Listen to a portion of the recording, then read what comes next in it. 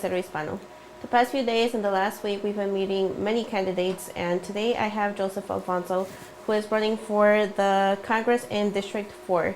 He is a Marine Corps veteran. He's not only that, but he's a father, a husband, and a son to immigrants. So he is here today to talk to us to see what he would propose and what he would fight for if he was to be elected on November 8th. Thank you so much for being here. We appreciate your time. Thank you for having me, for sure. Yeah. So before we get into all these issues that has been happening nationally, we want to get to know you a little bit more. We want the community to know where you're coming from. So if you could just tell us a little bit about you and what's making you run for Congress. Yeah, so I grew up, as you stated, like I'm one of 6 kids. My mother's Puerto Rican, my father's Dominican. I have an 8-year-old daughter. I'm married to my wife of almost over 10 years now. Okay. And she's from the Zealand area, and I grew up originally in the South Bronx. So, growing up, you're just automatically taught hard work, especially in our community like ours, where it's going to take hard work to get to wherever you need to get going. So we did everything from, as we discussed before, being a laborer and a handyman with my dad, to the evolution to becoming an electrician in the service, and then, growing into sales, into finance, becoming a nonprofit treasurer, trying to be part of the community more, and so on. So just really honing back into being public servant as well. So that's what brought me to work for a local municipality here in Kent County for almost 3 years, and just really start to learn the local politics and the things we need to get done to improve the community. And really, my daughter really started it for me, because I grew up, my mother's, though she's from Puerto Rico, I mean, she came from Puerto Rico with like barely anything to her name, a baby in belly, baby in hand, just to give us a shot. Just give it a chance at something. My father grew up with a 9th grade education level, came to from Dominican Republic to the States to do the same thing, show us how to do hard work and put in the time and put in the work that it takes to be something productive to the member of the community. So one day we're standing on the side of the road, and it was a women's reproductive rights rally, and our daughter's holding her sign saying "My body, my choice," and I'm sitting there thinking like, yes, I'm doing the right thing, showing her how to stick up for herself. But am I trying as hard as my parents did? The amount of the struggle, I'm first generation American for a lot of different categories, and the amount of time they put in, barely learning English early on in the 80s to try to really break down those stereotypes, and working 2 jobs apiece and still not making enough between 2 separate jobs each, So it's something that I had to feel that driven to show, like, okay, those efforts that they made, I can do more for our daughter, now. Yeah. And obviously it comes back around full circle, where we have, service members who come from the inner city, outer suburban, rural communities. And they come back home and they don't have a lot of opportunity either, And then they're trying to figure out how to get basic things like clean water to their homes, or just have access to that. And always just really hammering down the fact that we need to allow people to make their own healthcare decisions. That's what it comes down to. It's a matter of privacy. We don't live in a time where a man and his pastor can decide the fate of their wife's life. We're beyond that. So those are some of the things that really drive me to do what I'm doing now. I think it's great. I think it's great that you're mentioning your background, how your parents are, because as a daughter of immigrant parents as well, I feel like they kind of screw that in our head that we have to, do better than them. So I think you running for Congress is kind of a great representation of that you're actually going one step above to kind of make that difference. Not for your daughter, not only for your daughter or for your parents or anything, but for everyone else as well. So exactly. That's a huge accomplishment, I would say. Yeah. What exactly does a 4th district cover? I know that there was some redistricting happening recently, so what areas do you cover? Yeah, so the southern half of Ottawa County, so south of Fillmore Street, and most of Georgetown Township is in the new 4th district. Okay. All of Allegan and Van Buren counties.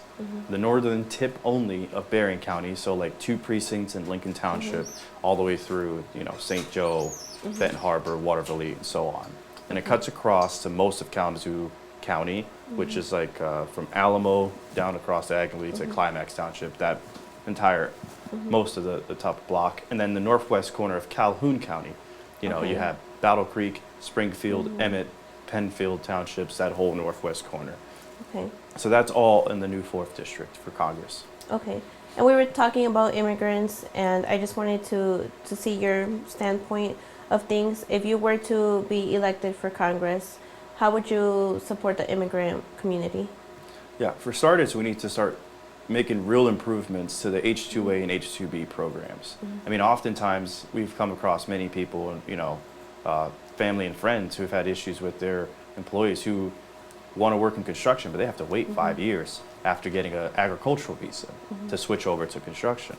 So these are people who are hardworking, you know, tax-paying folks who come here to do the job, who've been doing it for years, just coming here, working fields, and now want to get into a different field and do something a little bit closer to home. And we should be able to break down those barriers in order for these folks to do the things that, you know, the community needs too. You know, like we complain about how expensive it is, for instance, to have a shower installed. Why is it expensive? Because there's not a lot of people available to do the job, and these companies are struggling to find somebody to take over the family business or sell off to someone. So there's so many things we can do there. Just improving 2 programs that have been around since 1983 that can really help the community for sure. And then we also have an executive order, which is called DACA, that basically allows or gives an employment permit for children, I guess, that were brought here by their parents at a young age. They're able to go to school and work, but we've seen that that executive order has gone up and down. There's like a borderline that's it's almost over, or it's going to get canceled, and there's just a lot of different things going on with that program. So if you were to be in Congress, how would you be able to help those that do currently have DACA or want to have it? Yeah, so I think we can put forth a bill, either I'll author it, co-sponsor it, support a bill in Congress to solidified law, not just executive orders, because it just seems like a Band-Aid for a bigger, broader issue, to ensure that they have a path to citizenship. It's really quite that simple. These are people who are kids. This is the United States is all they know, you know, and we're considering sending them away from a place where, you know, they've either held jobs here, they've been a part of the community, they've gone to school, they've grown up with most of these, a lot of these people, we in some cases are elected officials' kids. You know, we're willing to like send their kids' friends away. We should do a better job of being more human mind and try to make an effort to get them in a path of citizenship at the congressional level. In order for it to be law, it is stable, and we can make amendments to it over time, you know, to make sure that we tweak it and make it better. Rather than have one person having to write executive orders, that makes it a much more challenging thing when, you know, whatever party's in power decides that they want to make a change to it that affects millions of people's lives. Yeah, so that being said, would you approve of a DREAM Act law or anything similar to it?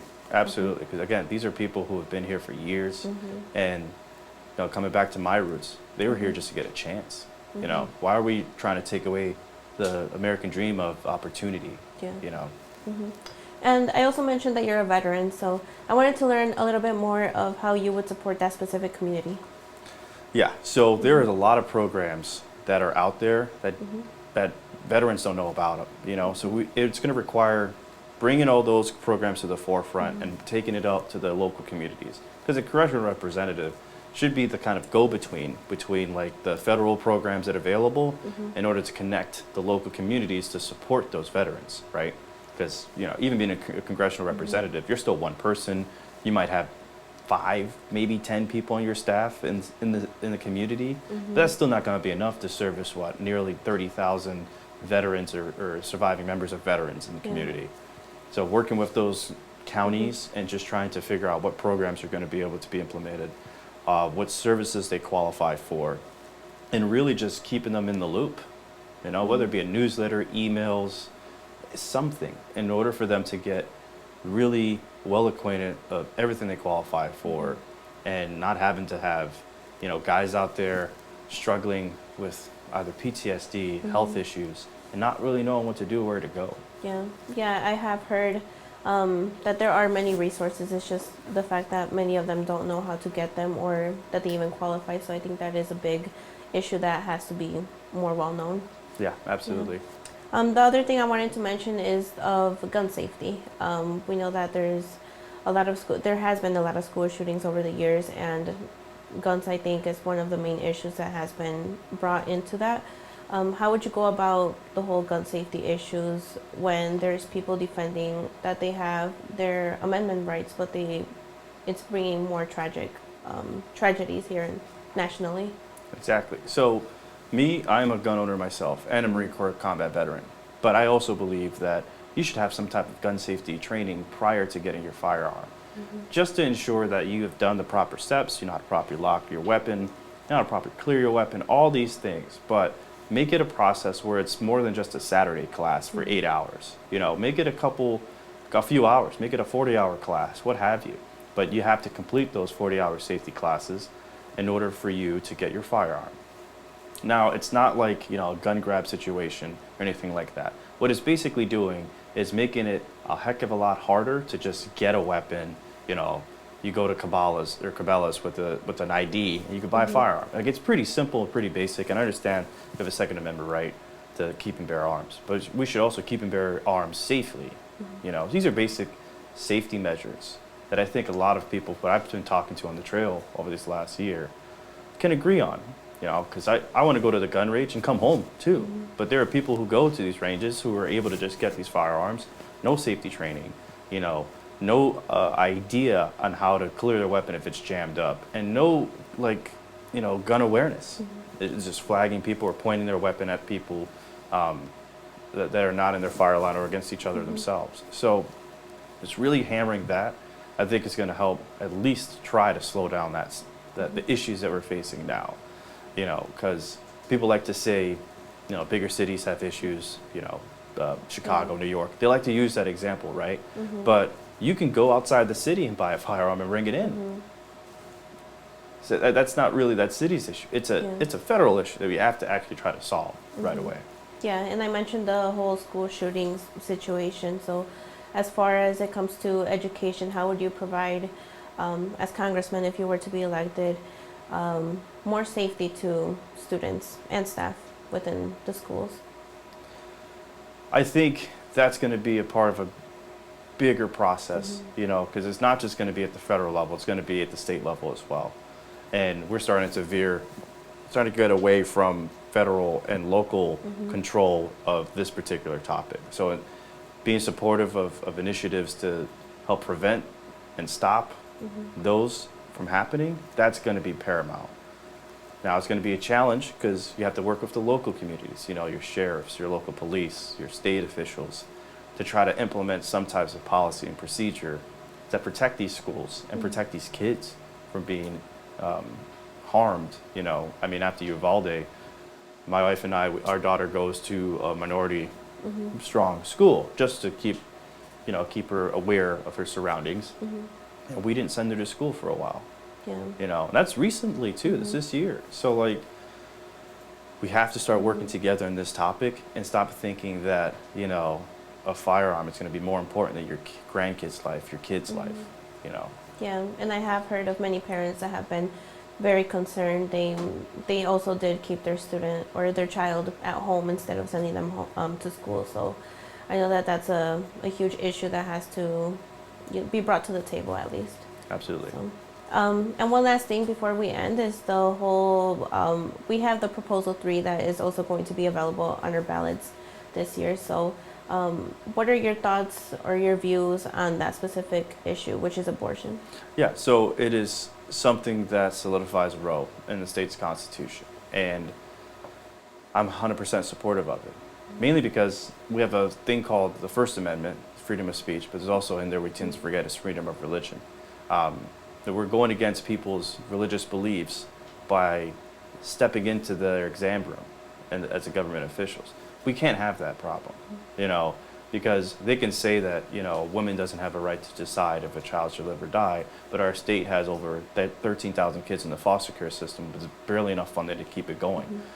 So why are we trying to make things more challenging to people to make healthcare decisions? You know, these are things that, like, you know, people have miscarriages. People try and, you know, they get sick with the cancer and things like that. There are so many different factors that we're not accounting for here, not to mention the other issues, the heinous acts that can occur as well.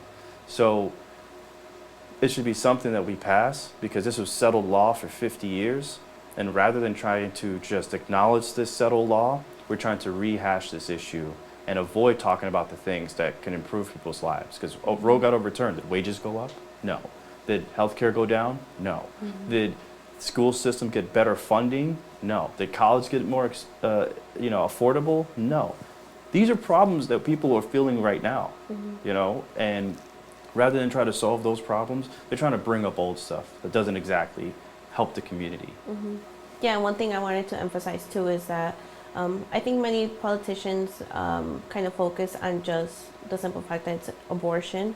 They don't really go into everything else that comes with it. So like fertility care, anything that has to do with having, childbirth or whatever.